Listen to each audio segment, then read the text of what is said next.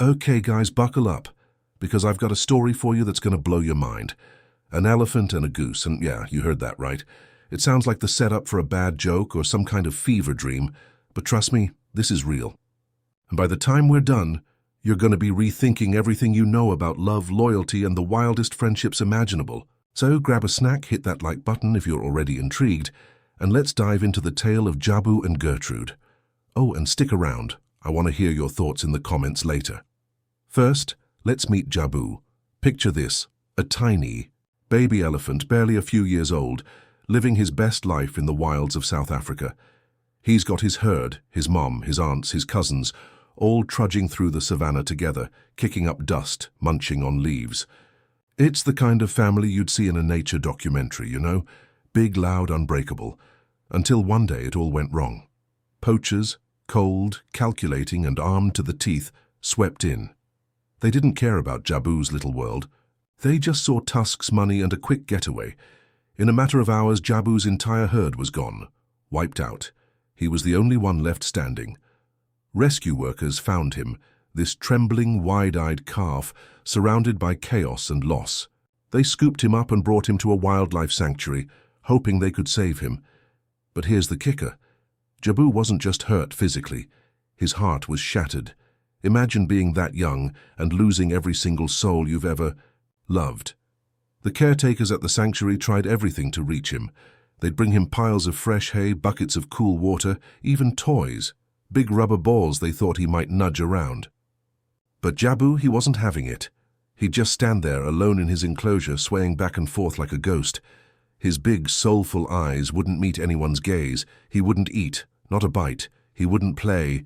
He wouldn't even trumpet, which, if you know elephants, is a big deal.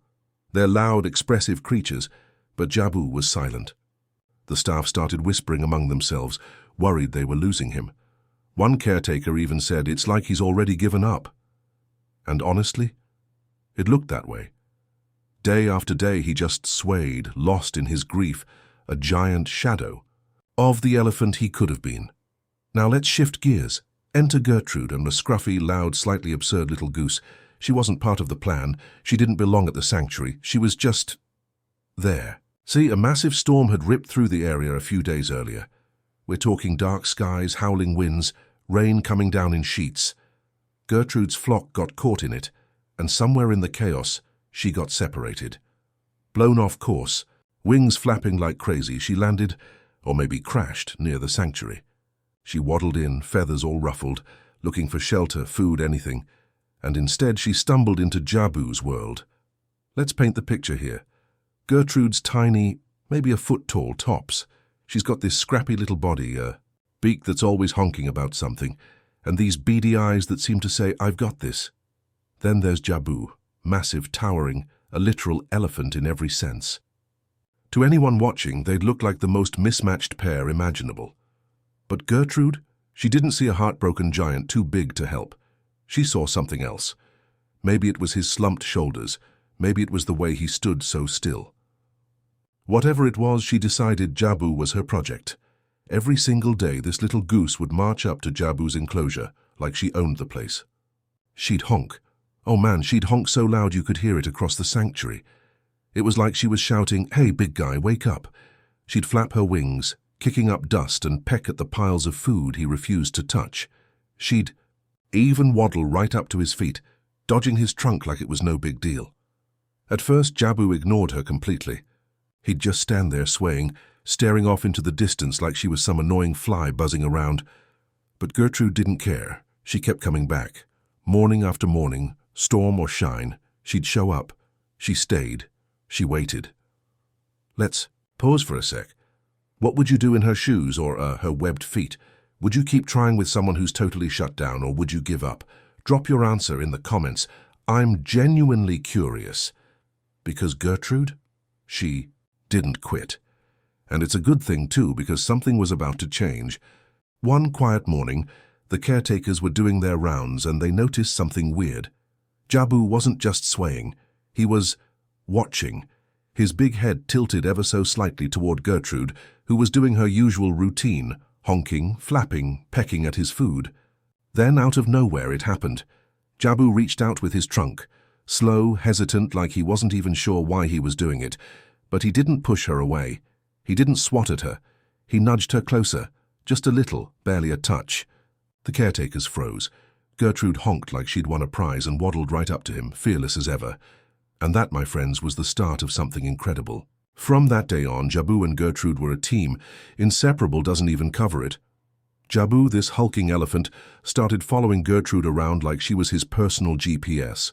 She'd waddle ahead, leading the way, and he'd lumber behind, her trunk swinging, like he didn't want to lose sight of her for a second. They'd play together. Jabu would splash water from the sanctuary's little pond with his trunk, and Gertrude would flap around in the puddles, honking like it was the best game ever. At nap time, they'd curl up together. Well, as much as an elephant and a goose can curl up. She'd tuck herself right against his massive legs, and he'd rest his trunk near her like he was keeping her safe. They even shared food. Jabu would drop clumps of hay from his trunk, accidentally or on purpose, who knows, and Gertrude would strut over and peck at it like it was a five-star meal. The caretakers couldn't believe it. They'd stand there, scratching their heads, watching this giant and this goose act like they'd known each other forever. No one could explain it. An elephant and a goose, it was bizarre, beautiful, and totally unscripted, but it worked. All right, quick check-in. How's this hitting you so far? Are you Team Jabu, Team Gertrude, or just obsessed with them both? Let me know in the comments, and if you're loving this, hit that subscribe button so you don't miss the next part. Because, oh boy, it's about to get intense. Everything was golden for a while. Jabu was eating again, trumpeting here and there, even playing with the caretakers sometimes. Gertrude had brought him back to life. But then disaster hit. Another storm rolled in, worse than the one that brought Gertrude there in the first place. This one was a beast. Thunder cracking, lightning flashing, rain pouring so hard you couldn't see 10 feet ahead. The sanctuary turned into a muddy mess, and the floodwaters started rising fast. Too fast. In the chaos, the caretakers were running around securing fences, moving animals to higher ground. But Gertrude, tiny, feathered Gertrude, didn't stand a chance. 1 minute she was waddling near Jabu's enclosure. The next, a surge of water swept her away. Just like that, she was gone. The staff searched as long as they could, shouting her name into the wind, but the storm was relentless. They had to pull back. Jabu, though, he knew something was wrong. He stood at the edge of his enclosure, trunk stretched out, searching the horizon. The rain pounded down, soaking his grey skin, but he didn't move. He wouldn't eat, wouldn't rest, nothing. For days after the storm passed, he just stayed there, swaying again, waiting. That old emptiness crept back into his eyes, and the caretaker's heart sank. They'd seen this Jabu before, the one who'd lost everything, and now it looked like he'd lost Gertrude too. The staff started to give up hope. They'd whisper to each other, "She's so small, that flood was brutal, maybe she didn't make it." A week dragged by, 7 long, quiet days. Jabu barely moved from his spot, staring out into the distance like he could will her back. The sanctuary felt heavy, like everyone was holding their breath, waiting for a miracle that might never come. But then, oh, you're not ready for this. One foggy morning, something broke the silence. A honk. Sharp, loud, unmistakable. The caretakers dropped what they were doing.